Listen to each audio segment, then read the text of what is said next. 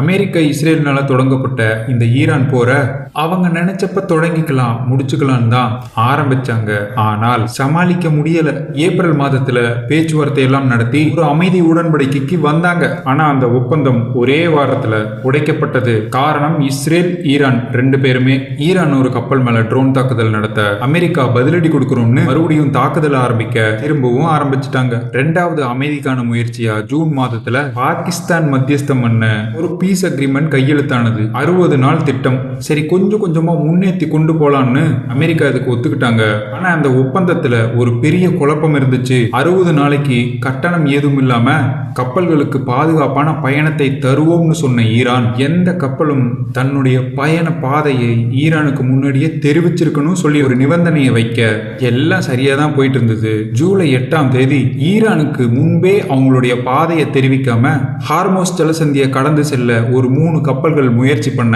இது அந்த 3 கப்பல்கள் யாரு பார்த்த வேலைன்னு தெரியல. ஈரான் அதை கண்டுபிடித்து தாக்க அமெரிக்கா ஐயா ட்ரம்ப் ஐயா உடனே பீஸ் டீல் கேன்சல்னு முன்பில்லாததோட பெரிய தாக்குதலா ஈரானுடைய 80 இடங்கள்ல தாக்குதல் நடத்தியிருக்காங்க. அப்ப எங்கேயோ யாருக்கோ இந்த போர் நிக்க கூடாது. இப்ப இந்த போர் 140 நாட்களை தாண்டி நடந்துட்டு இருக்கு. ஒருத்தர் மேலேயும் பழிய போட்டுக்கிட்டு இது எவ்வளவு தூரம் எஸ்கலேட் ஆயிருக்குன்னா, இதுவரை இருந்த அமெரிக்க தாக்குதல்கள் ராணுவ தளங்கள், எரிசக்தி தளங்கள், இந்த மாதிரி மிலிட்டரி எக்கனாமி பேஸ்டு டார்கெட்ஸ். ஆனா இப்ப ஜூலை 19 அமெரிக்கா நடத்திய தாக்குதல் ஈரானுடைய டார்கோவின் அணுமின் நிலையம். இந்த ஒரு பர்டிகுலர் தாக்குதல் ஒரு அணுசக்தி உள்கட்டமைப்பை தொடர்றது ஒரு சர்வதேச விதி மீறல். அமெரிக்கா அதை என்னைக்கும் மதிச்சதில்ல. 2 நாட்டு என்னதான் அடிச்சுக்கிட்டாலும் ஒருத்தர் அவங்களுடைய நியூக்ளியர் ஃபெசிலிட்டி மேல கை வைக்க கூடாது. ஏன்னா இது வேற லெவல் ஆபத்து. ஒரு லைனை கிராஸ் பண்ணிட்டாங்க அமெரிக்கா. இனி ஈரானை ஒரு பேச்சுவார்த்தைக்கு அழைத்து அவங்கள பொறுமையா பேச வைக்கிறது, அமைதிக்கு ஒத்துக்க வைக்கிறதுங்கிறது மிகவும் கடினம். இப்ப ஈரானுடைய ரிட்டாலியேஷன் அமெரிக்காவை தாக்க முடியாது. அதனால குவைத்தில் இருக்கிற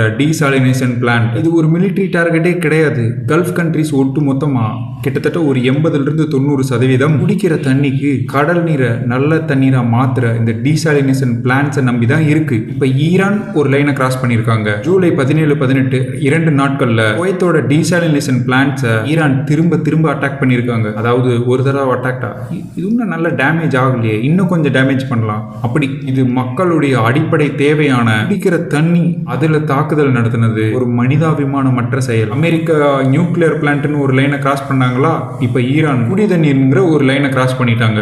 அமெரிக்கா ஈரான் எங்கு தாக்குனா திரும்ப எழுந்திருக்க பல ஆண்டுகள் ஆகுமோ அங்க தாக்குறாங்க. ஈரான் எங்க தாக்குனா மக்களுக்கு ரொம்ப வலி ஏற்படுமோ அங்க தாக்குறாங்க. ஈரானுடைய அடுத்த எஸ்கலேஷன் அவங்களுடைய ப்ராக்சி குரூப்பான ஹவுதீஸ்க்கு இவங்க கொடுத்திருக்கிற ஆர்டர் என்னன்னா, அமெரிக்கா தொடர்ந்து ஈரானுடைய மின்சக்தி கட்டமைப்புகளை தாக்குனா ஸ்ட்ரைட் ஆஃப் ஹார்மோஸ் மாதிரியே செங்கடல்ல ஒரு நுழைவு வாயில் இருக்கு, பாப் எல் மண்டேப், அந்த வழியா எந்த கப்பலையும் நிம்மதியா போக விடாதீங்க, இழுத்து மூடிருங்கன்னு சொல்லியிருக்காங்க. இது உறுதிப்படுத்தப்பட்ட தகவல். இது நடந்த உலகத்துடைய இன்னொரு முக்கிய கப்பல் போக்குவரத்தும் மூடப்பட்டுச்சுன்னா இனி இது ஒரு முனை போர் கிடையாது, 2வது முனையில போர ஆரம்பிக்கிறாங்க. அதாவது பரவுது. முன்னாடி நடந்த உலக போர்களை எடுத்து பார்த்தா இப்படிதான் கொஞ்சம் கொஞ்சமா எஸ்கலேட் ஆகும். அப்புறம் திடீர்னு ஏதாவது ஒரு முக்கியமான தலைவர் படுகொலையாக நடத்தப்படலாம். ஃபார் எக்ஸாம்பிள் நான் சொல்றேன். அப்புறம் இது ஃபுல் ஸ்கேல் போரா மாறும். ஒருத்தருக்கு ஒருத்தர் சப்போர்ட் பண்ணிக்க உலக போரா மாறும். அடுத்த காமெடி ட்ரம்ப் ஐயா. கேட்க சிரிப்பா இருக்கு, அதனால காமெடின்னு சொல்றேன். ஆனா இது ரொம்ப சீரியஸான விஷயம்.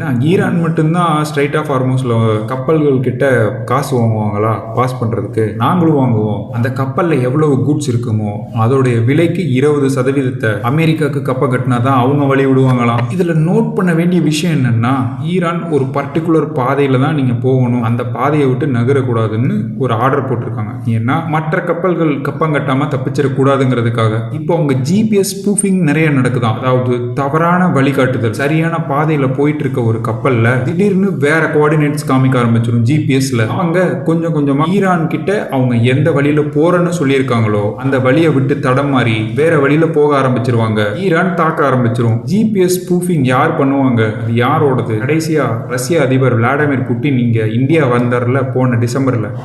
அவர் தரையிறங்கும் அந்த இடத்துல அவர் வர்றதுக்கு முன்னாடி ஜிபிஎஸ் ஸ்பூஃபிங் அதிகமா நடந்ததா செய்திகள் நிறைய வந்துச்சு. இப்போ இந்த போருக்கு சம்பந்தமே இல்லாத ஏதோ ஒரு நாட்டை எடுத்துக்கலாம். ஃபார் எக்ஸாம்பிள் இந்தியாவே எடுத்துக்கலாம். இந்திய செயிலர்ஸ் உலகத்துல 3வது மிகப்பெரிய அளவிலான மாலுமிகளை கொண்டிருக்கும் நாடு இந்தியா. கிட்டத்தட்ட ஒரு 3 லட்சம் மாலுமிகள் இப்ப ஏதோ நாட்டுல ஏதோ கப்பல்கள்ல இன்டர்நேஷனல் வாட்டர்ஸ்ல வேலை செஞ்சுட்டு இருக்காங்க. முதல்ல ஸ்கைலைட்ங்கிற ஒரு ஆயில் டேங்கர் தாக்கப்பட்டது. அதோடைய க்ரூ மொத்தம் 20 பேர், அதுல 15 பேர் இந்தியர்கள். அடுத்து GFS கேலக்சிங்கிற ஒரு கப்பல் தாக்கப்பட்டது. அதுல இந்தியாவோட ஒரு மெரைன் இன்ஜினியர் அடையாளம் தெரியாத ஒரு ஏவுகணையால தாக்கப்பட்டு உயிரிழந்தார். ஈரான் பண்ணிச்சா அமெரிக்கா பண்ணிச்சான்னு தெரியாது, ஆனா ரெண்டு பக்கமும் அடிக்கிறாங்க. அடுத்து திரும்பவும் 2 டேங்கர்ஸ், MT அல் பகியா, MT மும்பாசா. இந்த 2 கப்பல்ல மொத்தம் 46 பேர் இருந்தாங்க. அதுல 30 பேர் இந்தியர்கள். இந்தியாவுக்கு தெரிஞ்சு போச்சு இவனுக்கு நிறுத்த மாட்டானுங்கன்னு. அதனால ஜூலை 15 தேதிக்கு அப்புறம் ஸ்ட்ரைட் ஆஃப் ஹார்மோஸ் வழியா போயிட்டு வர கப்பல்களுக்கு நம்ம இந்திய மாலுமிகளை பணி அமர்த்த வேண்டாம்னு ஒரு உத்தரவிட்டுட்டாங்க. இப்போ இந்த அமெரிக்க அரசியல்ல என்ன நடக்குதுன்னு கொஞ்சம் பார்ப்போம். ஜூன் மாதம் அமெரிக்காவோட காங்கிரஸ் பிரதிநிதிகள் சபையும் செனட்ஸும் சேர்ந்து ஒரு போர் அதிகார தீர்மானம், வார் பவர் ரெசல்யூஷனை நிறைவேற்றினாங்க.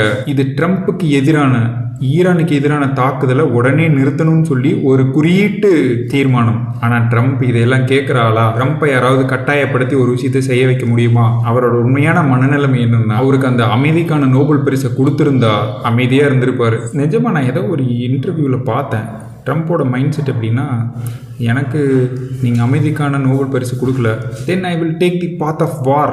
அதுதான் அவருடைய மைண்ட் செட். GPS ஸ்பூஃபிங் அதெல்லாம் வச்சு பார்த்தா தெளிவாக தெரியுது எங்கேயோ யாருக்கோ இந்த போர் நிற்கக்கூடாது. அடுத்து என்னதான் அமெரிக்காவோட செனட்ஸு காங்கிரஸ்ன்னு ட்ரம்ப்பை எதிர்த்தாலும் ட்ரம்ப் ஐயாவோட மைண்ட் செட் வேற.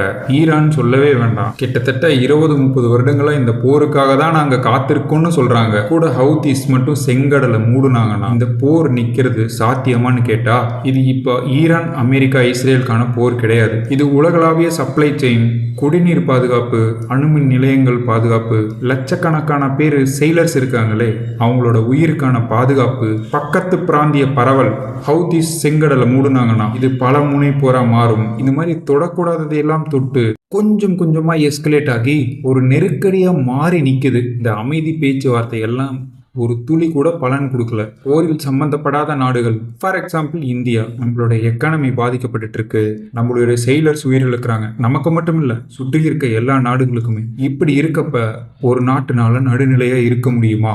இந்த போர் அமைதி அமைதி அமைதின்னு மீடியா ஃபுல்லா அமைதியை நோக்கி போற மாதிரி காமிக்கிறாங்க. ஆனா கிரவுண்ட்ல ரியாலிட்டியில அந்த முதல் 2ஆம் உலக போர்ல என்னென்ன எஸ்கலேஷன்ஸ் நடந்ததோ அதோடைய பேட்டர்ன் அப்படியே இங்க நடந்துட்டு இருக்கு. ஏதோ ஒரு பெரிய தலைவர் எலிமினேஷன், ஒரு நாட்டுடைய முட்டாள்தனமான முடிவு, இது மட்டும்தான் இப்போதைக்கு நடக்காம இருக்கு.